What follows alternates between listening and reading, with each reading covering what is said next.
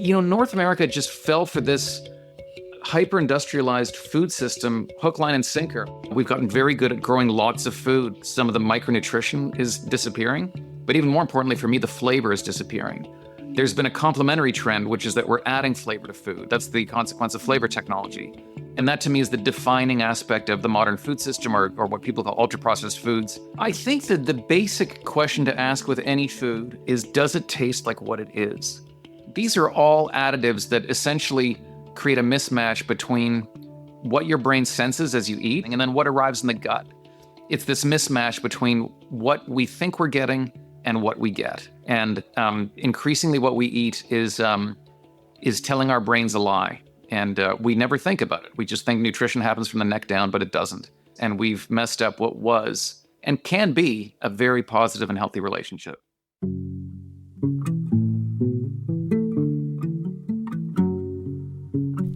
Welcome to the Future Kind podcast, where conscious nourishment is our guide. From the cellular to the cosmic, we're exploring how our relationship with food has the power to transform the world.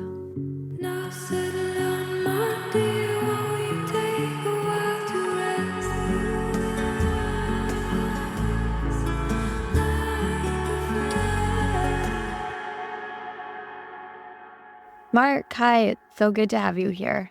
It's great to be here. Thanks for having me.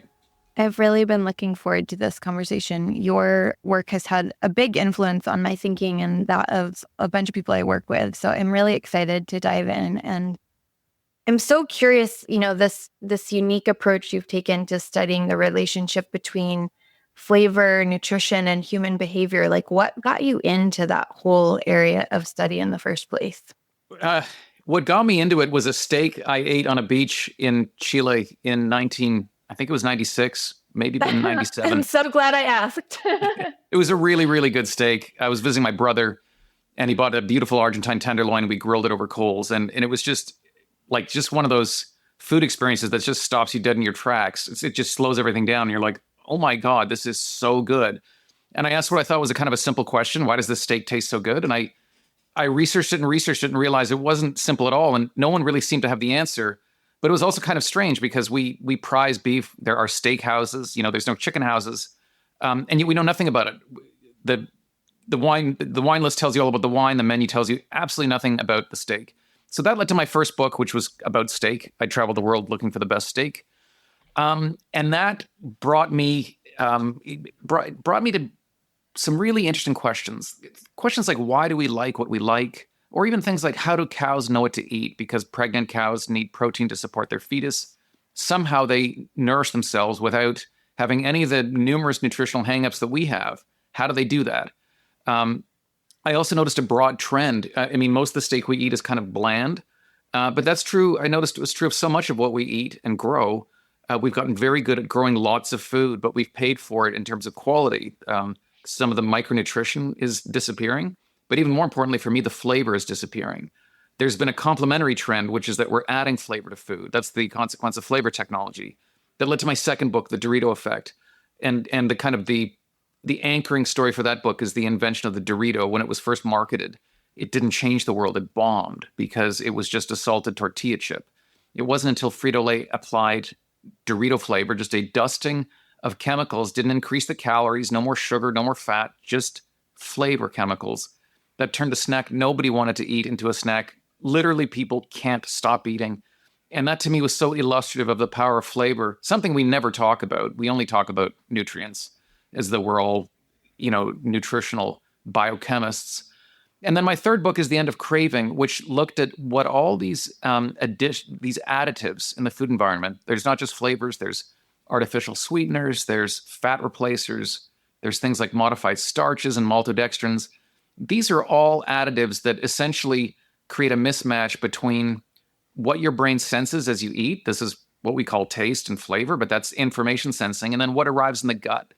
And that to me is the defining aspect of the modern food system, or what people call ultra-processed foods. Is not that they're fat and carbs. That we've had those things for eons. It's this mismatch between what we think we're getting and what we get. And this is very new. This has only been around for 50 to 75 years, and it's been accelerating. And increasingly what we eat is telling our brains a lie. And we never think about it. We just think nutrition happens from the neck down, but it doesn't. Your brain is in control, your brain senses, and we've messed up what was and can be a very positive and healthy relationship. Yeah, I'd love to go a bit deeper into that because you talk a lot in the Dorito Effect about like nutritional wisdom versus nutritional idiocy. And I think it's really interesting, like in the section where you're talking about the research with goats and cows in Utah, that's like a good example of just understanding, what looks like unintelligent behavior. I mean, I used to have goats. I totally went along with that story of like goats will just eat anything. They don't care. They don't know what they're doing. They'll eat anything. And like a lot of us think that about all animals, including humans, is like that we don't actually have the intelligence to eat what our bodies need. And so I'd love if you could share a little bit more about that nutritional wisdom that is innate, that now, you're also highlighting that it's been really messed up for humans with the way that we're processing and adding artificial flavorings to our food. But like, what is the baseline of like what biology has provided in terms of nutritional wisdom? Yeah, no, this is so important. I'm so glad you asked that question. Let's start by realizing that your brain faces a problem when it comes to eating because it can't just eat anything. As much as we think, we can eat anything, in a state of nature, one of the most important things is you need to avoid poisoning yourself.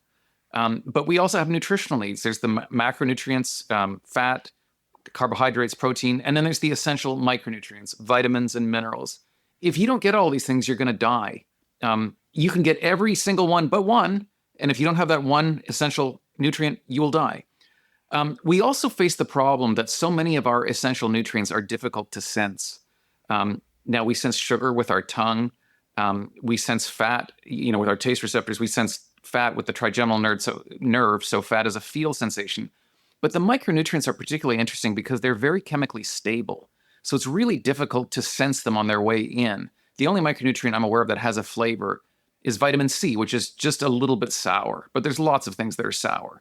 So we have to ask ourselves, how does the brain solve this problem? And it's not just a human brain, it's a brain of any animal that needs to nourish itself.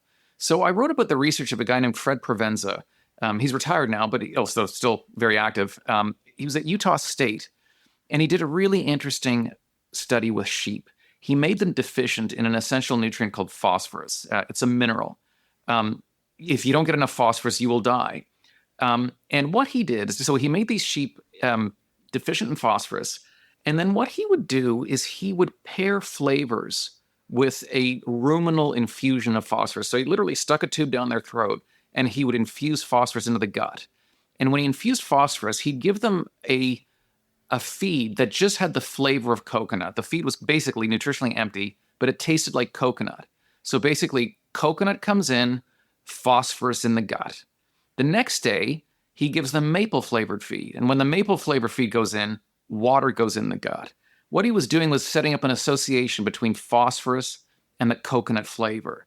And what he found is that they getting the phosphorus, the deficiency goes away, but then later on he makes them deficient again. What do? They start seeking out foods that have the flavor of coconut because their brain has matched up and said, I can't sense phosphorus, but when I sense this coconut chemical that we call coconut, I get what I need. So coconut becomes the kind of label that leads it to what it needs. Now you might say, okay, that's a big fancy experiment, but what if goats just like coconut? I mean, who doesn't love coconut? Well, he did what a good scientist would do, and he switched it. In another group, he paired maple with phosphorus. And in that situation, the goats would seek maple when the phosphorus deficiency asserted itself again. So that's what's called flavor nutrient learning. In the human realm, we tend to think of it in terms of calories. But what's so interesting about Fred Provenza's research is that he shows that this brain's ability to learn the nature, the essential nutritional nature of what it's eating applies to micronutrients as well. Now, I believe that wisdom also applies to humans. That's kind of controversial. When I wrote that in the Dorito Effect, a lot of scientists thought it was wrong. But I think there's actually really good historical evidence of this. The best example I would say is scurvy, which is a deficiency of vitamin C. Now, we remember that if we studied it. If anyone remembers kind of studying history, what everyone seems to remember is they talked about gums being swollen, and gums really would be swollen, and teeth would hang. And there was also bizarre symptoms. Old wounds would reopen. There'd be kind of dots on people's skins. Oh, People would God. be and people would be so sensitive to just even touch them. They'd be in agony.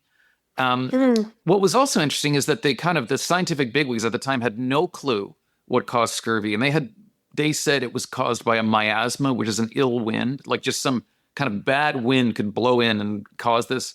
Or they thought it was the action of the waves, or it was fog, or it was being away from land. So when people had scurvy, as soon as they hit land, they would bury them up to their necks in earth, thinking they'd cured it. So if you can call them, I wouldn't call them scientists, but the medical authorities of the day had no clue. But interestingly, the ordinary sailors who suffered from scurvy knew exactly what the cure was intuitively, because the first symptom, as would be recorded in like the diaries of a ship's chaplain, would be a craving for fruits and vegetables. They would look into the ocean, they'd see these heads of coral, and in their mind, they would transform into cabbages. They would have dreams of eating fruits and vegetables, and then wake up and then begin sobbing because they realized that was only in their dream. There was a great case of a Spanish mission, a voyage that developed scurvy. And then they rowed out to some island to bury a bunch of dead bodies. And there was this funny little fruit growing in a cactus. And this one guy picked it up and he ate it. And he swallowed it and he started coughing and then spitting out blood and phlegm. And then was just kind of seized by it and just ate the whole thing. And this cured him because this bizarre cactus fruit was loaded with vitamin C. And then the whole ship went there. They ate it. They cured themselves. Now, what's really interesting is that you can find this cactus in kind of naturalist books, and the fruit is considered, not delicious at all to eat, which is just as an indication that in that situation, the brain, like a radar dish, tilts the palate towards what is needed. In that moment, that bizarre cactus fruit tasted great because it was great. And the deeper learning there is that what we experience as pleasure, desire and fulfillment, enjoyment, it fulfills the needs of the body. Now, we've gotten so far away from that in our twisted, strange culture that we tend to think that pleasure is dangerous, that it should be avoided.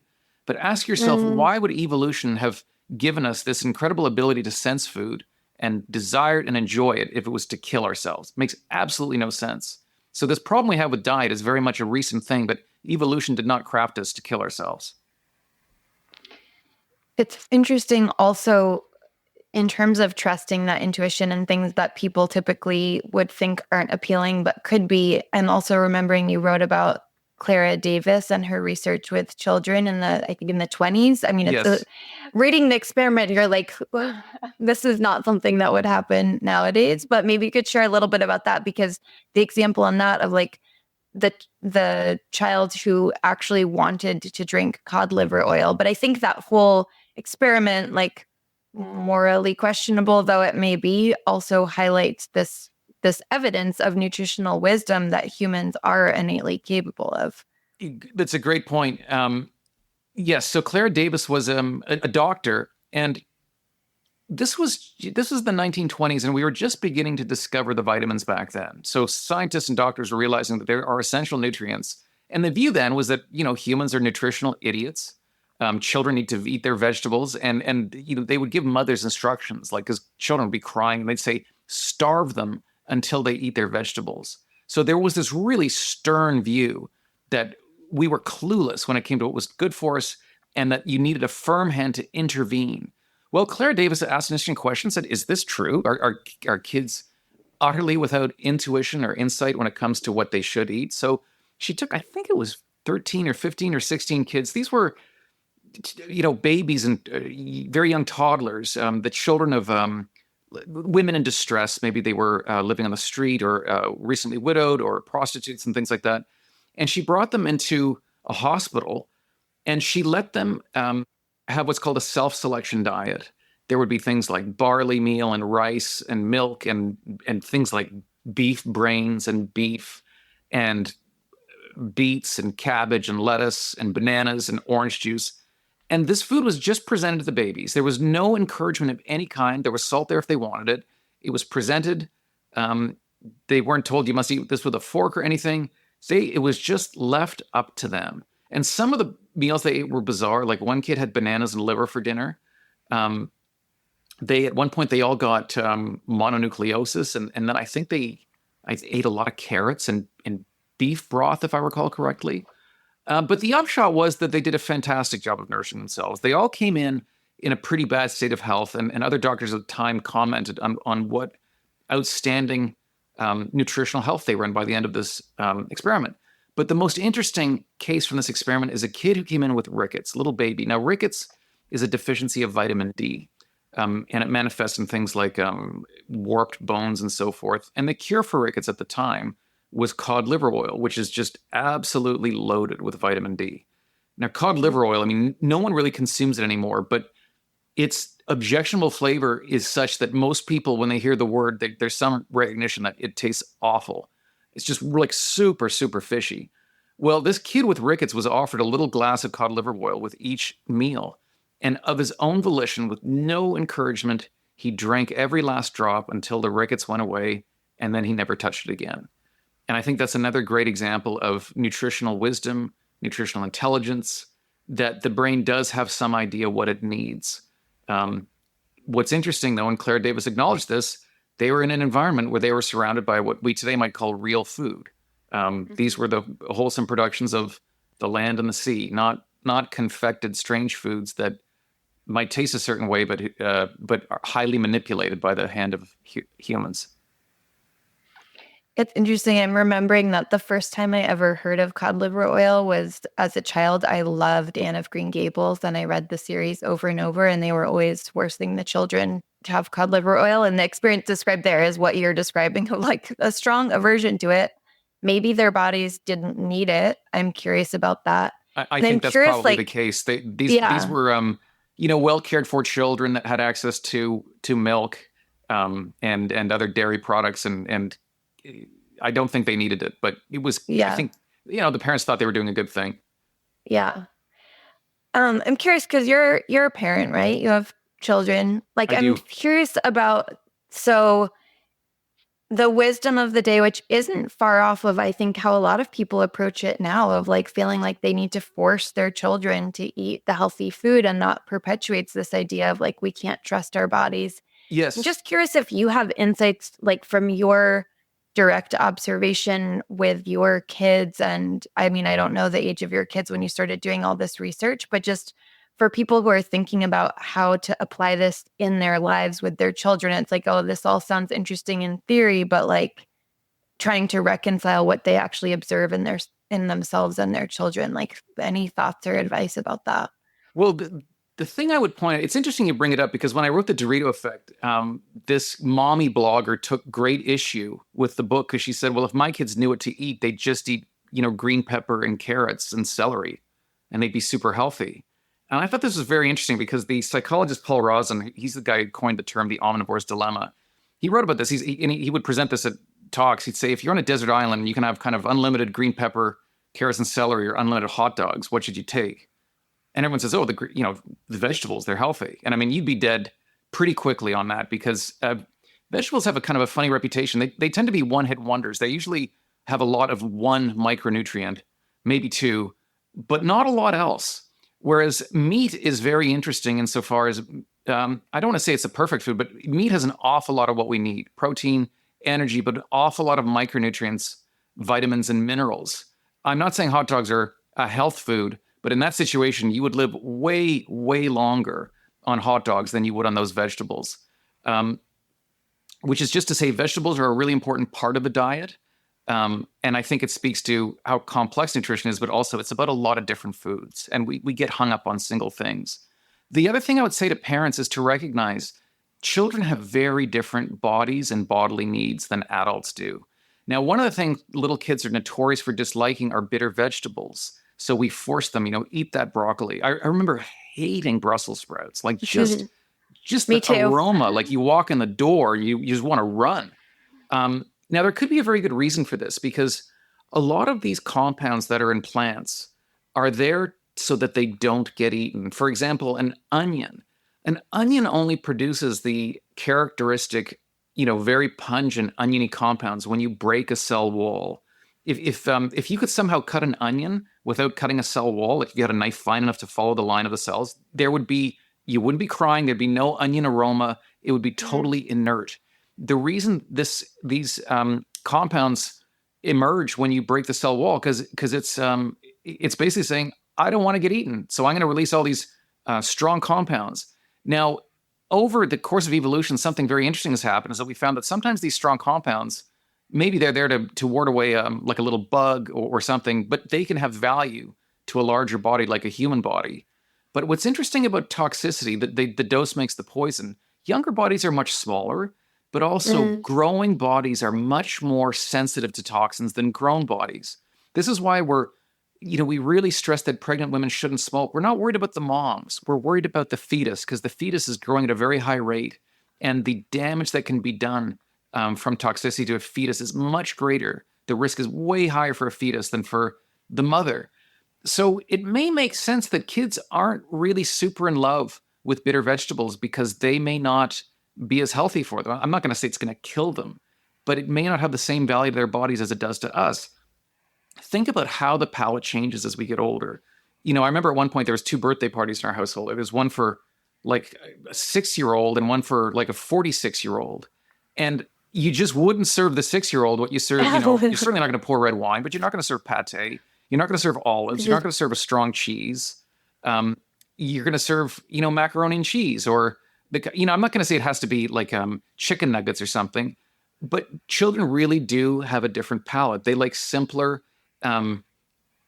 less complex, less threatening, less pungent foods. As we get older, that's when we really start to get into these, fermented foods, pickles, kimchi, hot chili peppers, spicy food.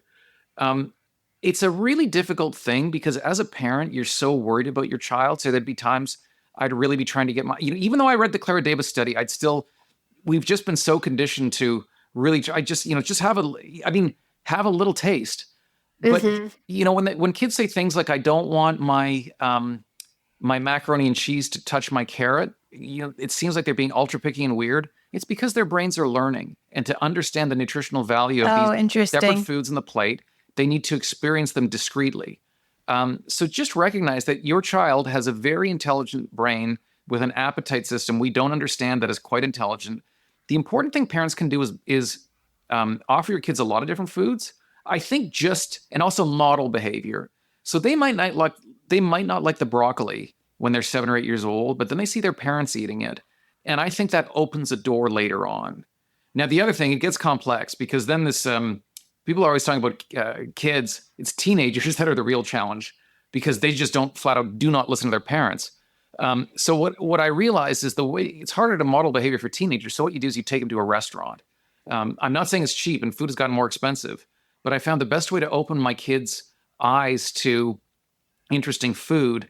It was a lot harder for me to convince them because I have zero credibility as their dad, but I take them kind of a cool, hip restaurant, and then they're much more open-minded. Then they think it's great, and then they realize, like, hey, I'm actually not trying to attack you and manipulate you. I'm trying to share my love of food, and then we're kind of on the same train together, headed towards a great destination. Oh, that's a good tip. My kids are 7 and 10, so we haven't had to deal with the teenage years yet. But I have noticed that at the ages that they are, it makes a big difference how much, and I mean, I've read this and heard this, but I've definitely experienced it in my own home, that how much they help with the food preparation makes a big difference. Like when they make, the more involved they are, and they're pretty competent in the kitchen, they just have a lot more enthusiasm for eating it and will try more things. And I know that's, I think, one of the big challenges all around with our food is that our lives are so busy that it's like, convenience has taken precedent, and that we're replacing what could be created with careful, slow cooking and seasonings and flavoring with ultra processed packaged food, and the time to like prepare things in the kitchen has gone out the window with all of that for many people. But I think when it's an option, it makes a big difference. And even if it's simpler, quicker preparation, even like chopping up vegetables for their lunchbox or something, I've noticed they're much more likely to eat it when they did the work of cutting it up. So that's interesting too. It's also what I would say is We are quite busy, but I think the reason a lot of people don't cook, one of the reasons that so many of our ingredients are so bland that just cooking is harder. It's easier to cook with good ingredients. But the other thing is people don't know how to cook. So, I mean, I'll admit, yeah, some people don't have time, but I think a lot of people actually do have the time. They don't have the inclination because it's just not, the food doesn't taste good. It's an investment of your time, and it's the opportunity cost. Um, I spent a lot of time doing travel writing, and I spent a lot of time in restaurants. And one thing I realized is when you watch a chef cook, boy, do they cook quickly. And what I realized is you can actually get a full meal. I can get a full meal on the table in half hour, 40 minutes. Just home chefs, when they slice an onion, it's so slow. And you watch a chef do it, and they just blaze through. Now, I'm not saying I'm chef speed, but you can actually do it relatively quickly, and you can get pretty good at it. And the other myth I like to get people to question is this idea that ultra processed food is cheaper. You can find the odd thing in the supermarket that's cheap, but the packaged food really is quite expensive, I find, as a parent. If I'm buying whole ingredients, it's your dollars go far. Now you have to know how to cook, you have to have the inclination, you have to have time, you get into class issues, knowing how to cook, having access to a kitchen. But cooking from scratch, if you know how to do it, the food is great. It's easier on the wallet. And it's just so great for your family. It's interesting. It's making me think with regard to food, with what you just said of the speed of chopping and just the difference that makes. It's like there's so many things. So the title of this podcast is Future Kind, and we're contemplating how do we human well? How do we become the humans that the future needs? And there are a lot of lost arts. I don't even know if it's not necessarily even arts, just the art of being human, I guess. And I would put I thought a lot about this. I studied art and dance in college, and have, those are areas where people just tend to think I'm either good at it or I'm not. And I think food, cooking is also that, singing is also that. One of my favorite musicians, Elanerio, says if you're human, you're a singer. We have this idea of if I don't like the sound that comes out of my voice, then I'm not meant to sing. And we forget that all of these things take practice and take learning and take development. And if you draw a mark on a paper and you don't like how it looks, it's not yes, some people are born with the talent to cook really well and sing really beautifully and draw without even trying. But for most of us, those are innate capacities we have as humans, but they take development. And I appreciate that reminder to think about in the kitchen, that just because, we can have a really high standard of what it looks like to be an amazing home chef. And, maybe practicing chopping is the place to start, because if you practice chopping enough, then you can do it quickly and make that meal for your family in 30 minutes. I totally agree with what you're saying. And it's also a huge problem with math. I know we're not talking about math today, but I noticed with my kids, there's this idea, you're either a math genius or you're a math moron. That's the distribution doesn't look anything like that. Lots of people are kind of okay at math, but the only way you get good at it is with practice. And that's just true with everything. These things are all like muscles that you have to use them, and they get stronger with practice and with effort. So I wonder how that relates to this idea of intelligence about what we eat. So there's innate capacities, and then there's capabilities that we develop. So biologically, we've talked about all these examples where biologically animals, including humans, have the intelligence to know what we need. But then with our modern food supply, messing up all the signals, we basically now are in a position where we have to relearn how to how to listen to flavor.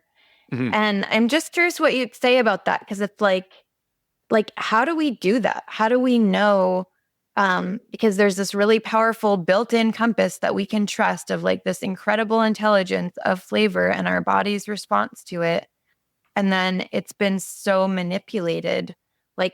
What's your best advice for how we reawaken to that capacity? And maybe part of it is looking through in the Dorito Effect, you have step by step of here's some key elements of the Dorito Effect. So maybe if you could walk us through dilution, false variety, things like that we need to be aware of, and then basically defend against to tap into our nutritional wisdom. I think that the basic question to ask with any food, I mean, first of all meals should be delicious. Um, and there's nothing wrong with that. We shouldn't be suspicious of it because that is a signal to your brain that what you're eating is good for you. It has value to your body. And that's even true of things like desserts because you do need you can't survive without calories. We just get into a very muddled situation.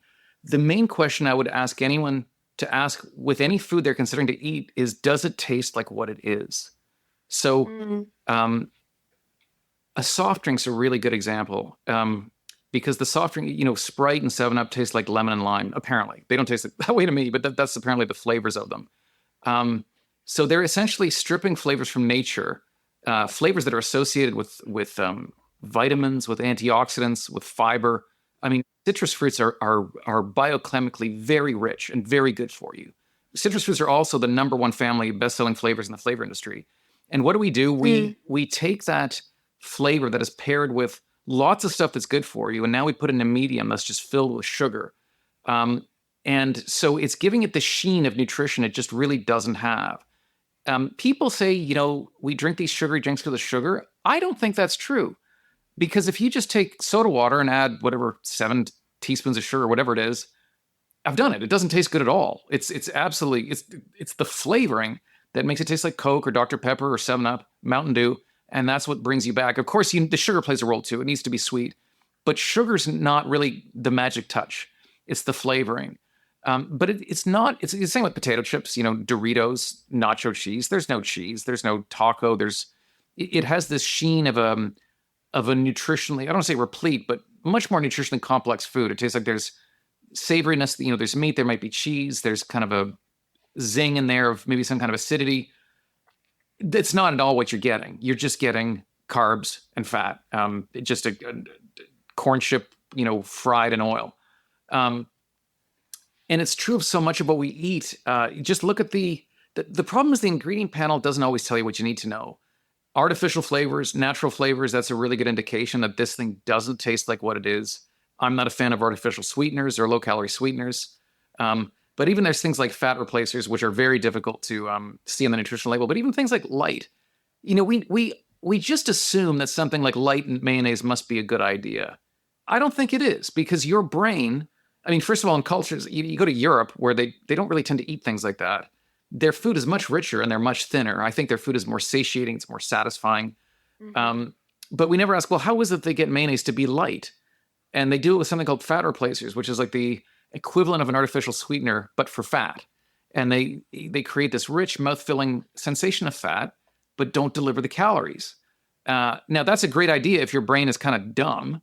But if your brain is smart and it's measuring what comes in and then what arrives in the gut and what happens to arrive in the gut, that's not a good idea because the brain realizes something's up. And our brains are smart, right? They realize that and weird stuff happens. They're absolutely smart. The best indication of that is how dieting works. And that probably sounds really funny. But here's the thing with dieting. They all work, but they all don't work. And this is what I mean. If any diet successfully cuts calories, you're going to lose weight. And that tends to be how they all work. And that's why people are on this yo-yo dieting, like trying a new one every 2 years. Because as you start to cut calories, the pounds melt away.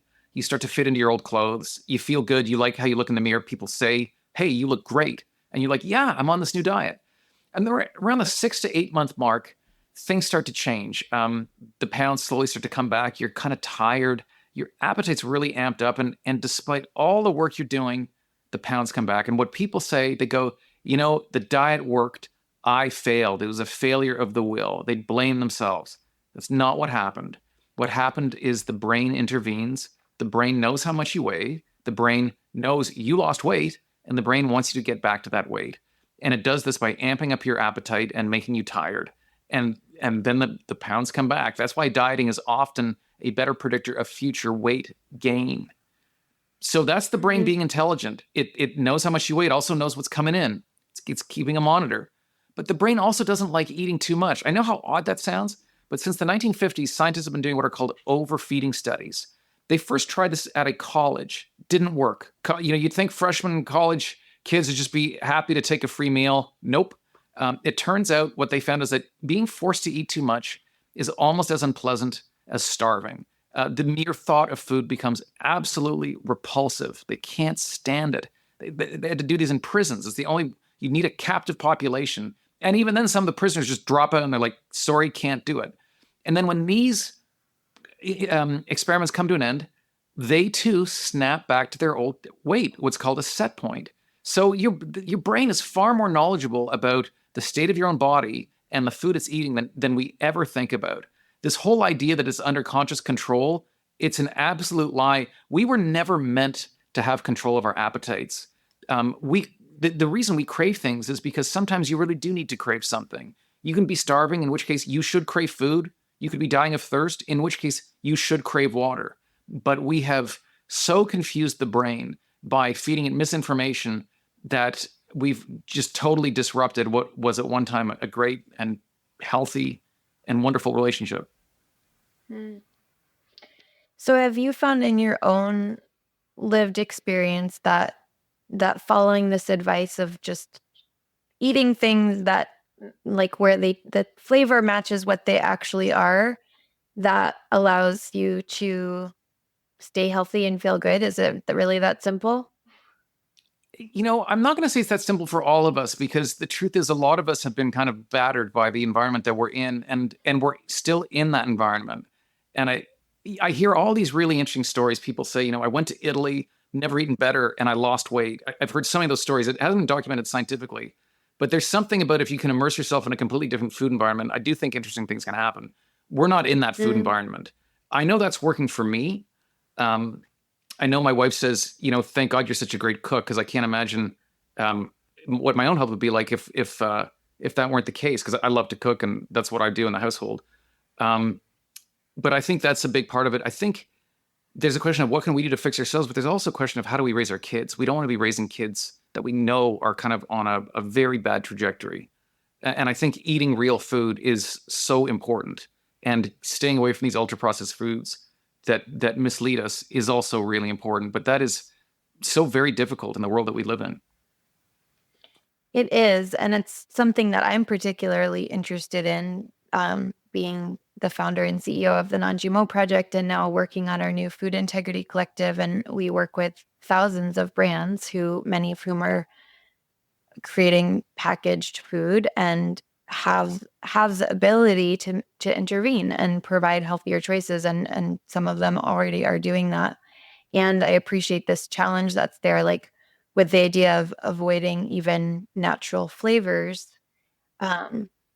It's like an interesting challenge. Well, how do you compete as a food brand when all the other products there have all of these additives that are very convincingly tricking our palates and creating addiction? I'm curious if you have any thoughts or advice for food companies, because this is, again, a particular interest of mine, is just this potential, like, yes to more cooking, yes to more whole foods. And to your point, like a lot of times, the bulk foods and unprocessed foods are less expensive also, but there is a convenience factor, and we do get the majority of our calories from packaged foods. And so I really see a big opportunity of like, can we up-level the quality of our packaged foods so that they are more metabolically healthy and a higher level of nutritional integrity? I think we probably can. Yeah, I think we probably can. I don't have a kind of a simple formula to give them other than try. But I guess the other thing I would question is, we seem to be so, I don't want to use the word addicted, but we just really want packaged foods. It's interesting when you look at Europe, they have far more commissary kitchens. People are eating food that is much fresher, food that was prepared much closer to the time that it was eaten. One of the things I spoke about in the Dorito Effect is that people go to McDonald's and they kind of know what they're getting. They know that their hamburger is probably microwaved. It probably wasn't lovingly prepared by a foodie in the kitchen. But interestingly, there's lots of other restaurants we go to where we think they do have kitchens. I don't want to name names so I don't get sued, but these are big brand name restaurants where like there's seating. They have specials. They have a big menu, and the waiter or waitress goes to, quote, the kitchen to get your dish. And it's not a kitchen. It's kind of a reheating area. They don't use recipes. They use operational instructions. And these so-called meals we're eating were made weeks earlier in food factories hundreds of miles away. So that is just very much the fast food model. Um, North America just fell for this hyper-industrialized food system, hook, line, and sinker. I'm not trying to pretend Europe's perfect, but Europe and Japan and South Korea are way, way better. People seem to want their food to have more of a connection to nature and just sort of taste better and taste fresher. Now, I do think things are improving. I mean, the food is like the options are getting much better than they used to be. Thinking about the advice for brands. So you're saying like partly the answer is to have less reliance on packaged foods. Yeah, but brands can be involved. Like think of Doritos, for example.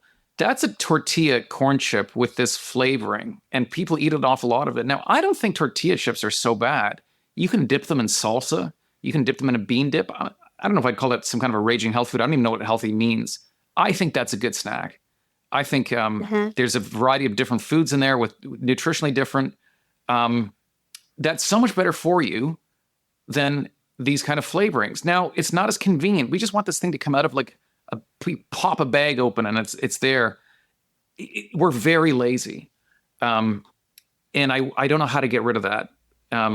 We want to drink coffee in our car. I do it. But then it's so interesting to me. If you go to Italy, they don't do that. They think you go to a cafe and they serve you an espresso and you sit there and you drink it and you talk to the person next to you. It's such a completely different view of it. We want eating to be kind of passive, easy, sort of pleases us in a kind of a simple way versus a true pleasure experience. No, it's not black and white. It's not all like that. There's some wonderful food to have here, and Europeans do have some bad habits, but that just seems to be more the way things go here.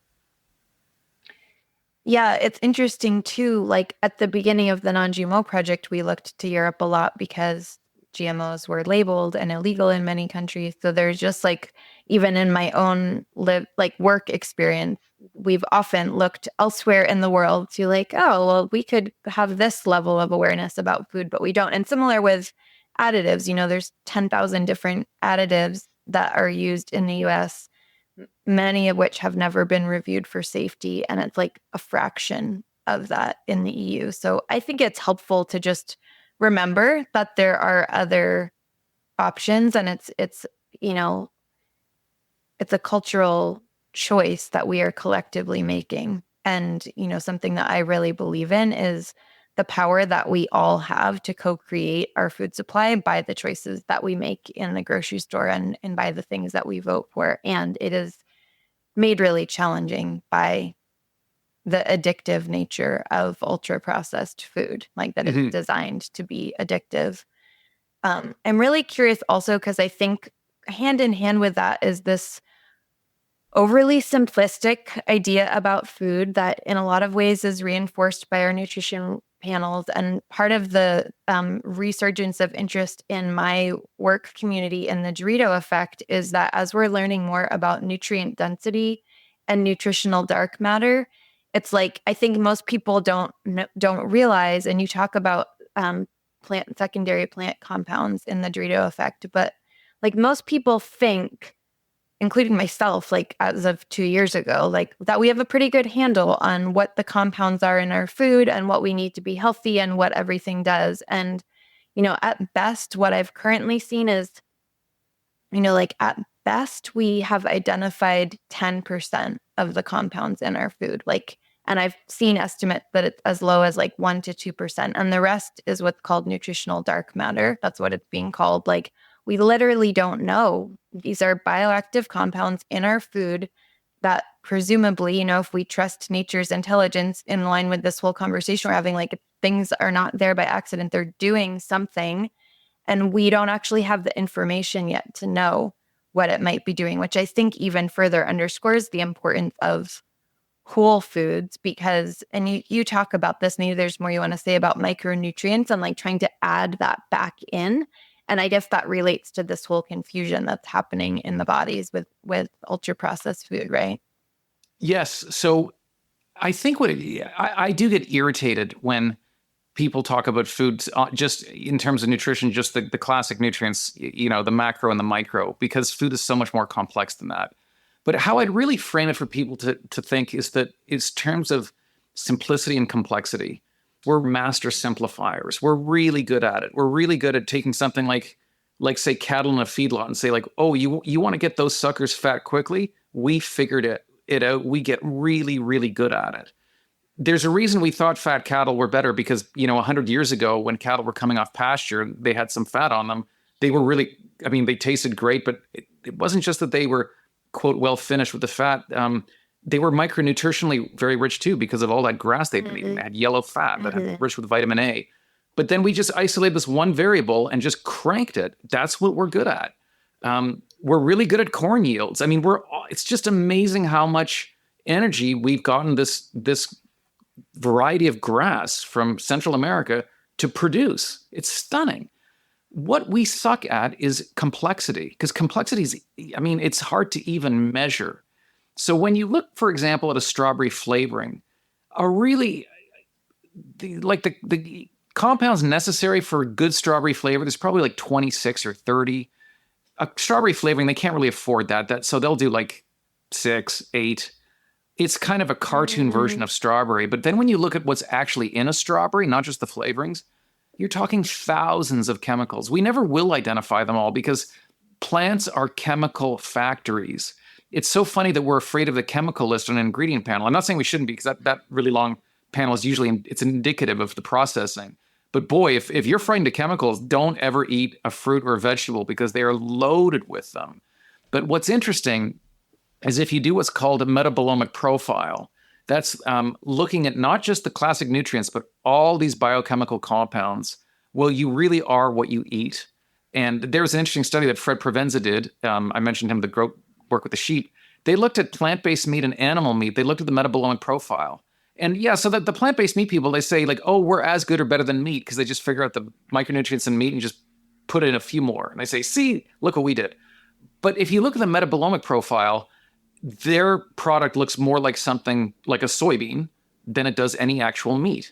And then even meat is interesting because if you put cattle in a feedlot, this is some work a guy named Stefan Van Vliet does at Utah State where Fred was.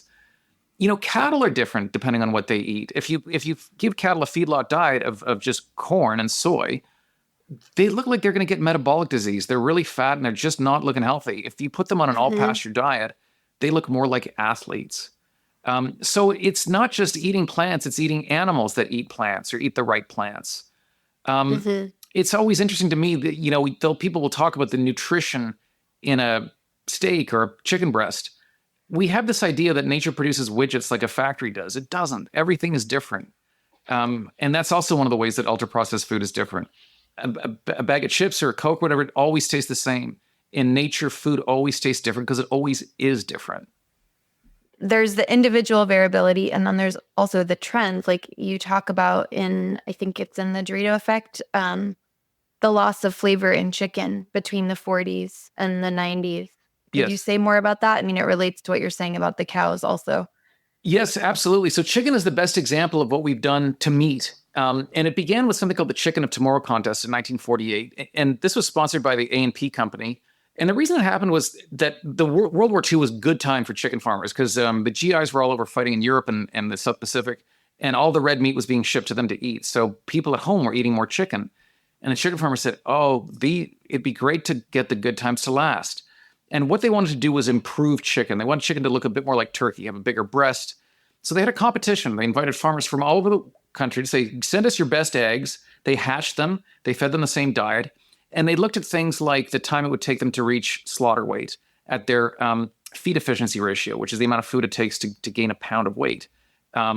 They looked at the breast muscle yield. How big was the breast?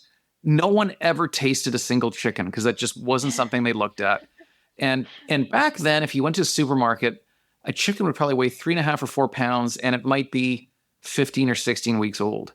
Now a chicken weighs a little bit more than that, and it's 6.5 weeks old. So we've turned chickens into flesh-producing factories.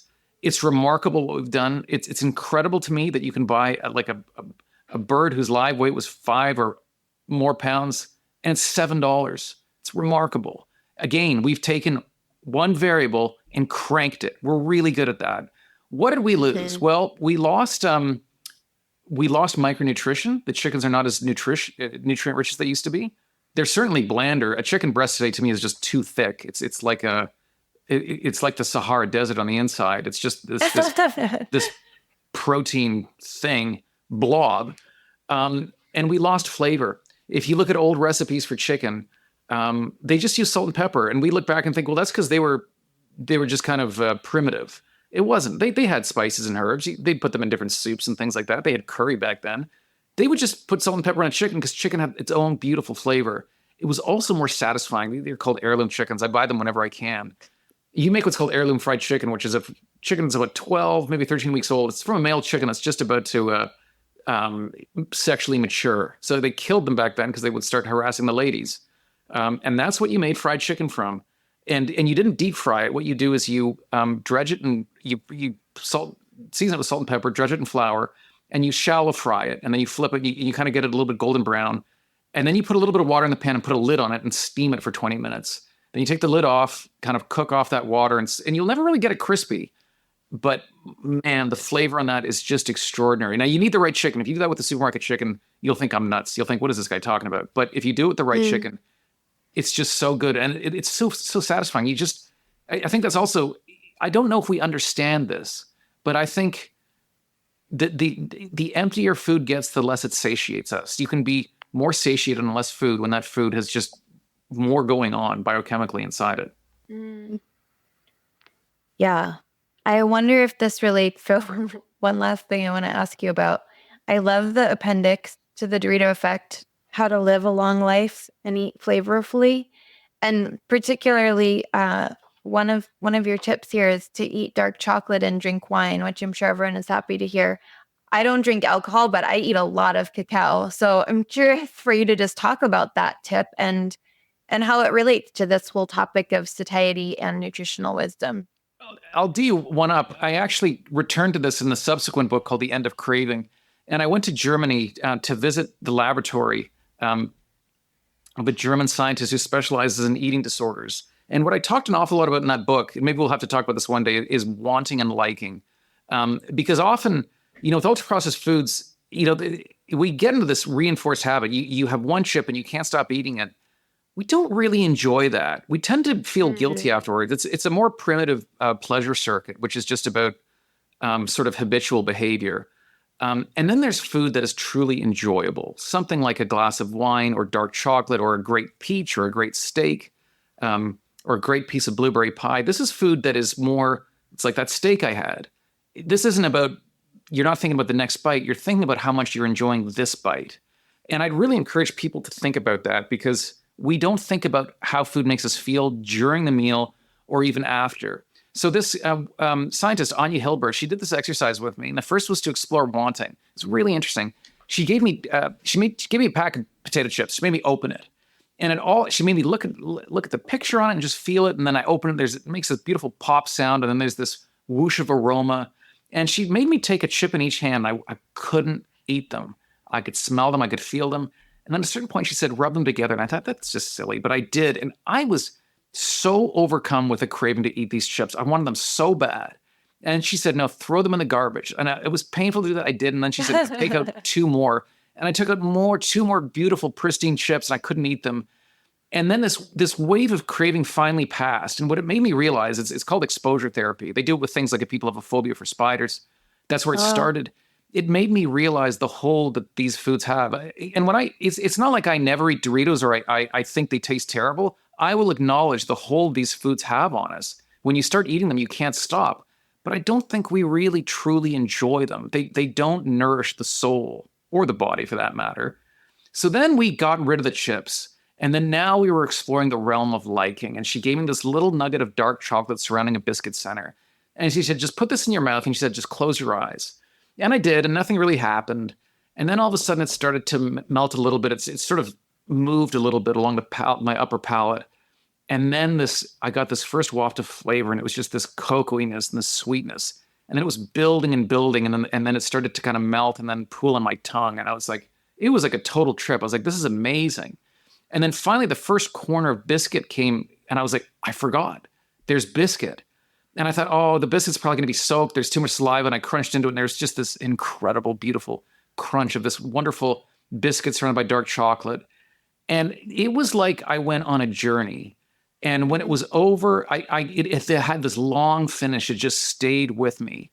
And it is so illustrative of how food pleasures us differently. Some foods just get us into this eating rut where it's about the next bite. It's just the excitement of that food is I want the next bite. And other food truly pleasures us where things slow down, where you enjoy it. One of the interesting things I learned when I was researching the End of Craving is that Europeans and Italians and French, they eat fewer calories than Americans, but it takes them like twice as long to eat. And you're like, they chew slowly? Like, what's going on? What's going on is that they enjoy meals. It's an opportunity. And this is something that's so wonderful about food, because I used to do a lot of travel writing. I'd go to a lot of restaurants and be eating by myself. And I was like, I so wish my wife were here, a friend, because eating food, it's more enjoyable when you're with someone. So great food reinforces our human bonds. But the human bond also magnifies the pleasure of the food. I think that is such a wonderful thing. And then you look at things like eating in front of the TV or eating in the car, and you're just like, that's just such a waste. Why do we do that? Mm. Yeah, and I think it highlights also the way that our relationship with food, because for many people, food is their most direct experience of nature, whether or not they're conscious of it. And just that kind of passive, unconscious relationship with food reflects that passive unconsciousness relationship that modern society has with the way that we're extracting everything from the earth at great detriment to all life. And so I'm inspired by this idea of like this simple act of becoming more conscious, appreciative, and present with our food and the flavors of it can also shift us into a capacity to hold more complexity and presence with life generally. Absolutely. And it sounds like we can do that eating a piece of chocolate. So I felt super inspired with that. Curious, Mark, if there's anything else you want to leave us with before we wrap up. No, it's been great talking. It makes me want to eat chocolate now, so that's a good thing. I know. I think it's time for everyone to go get a piece of chocolate. Thank you so much.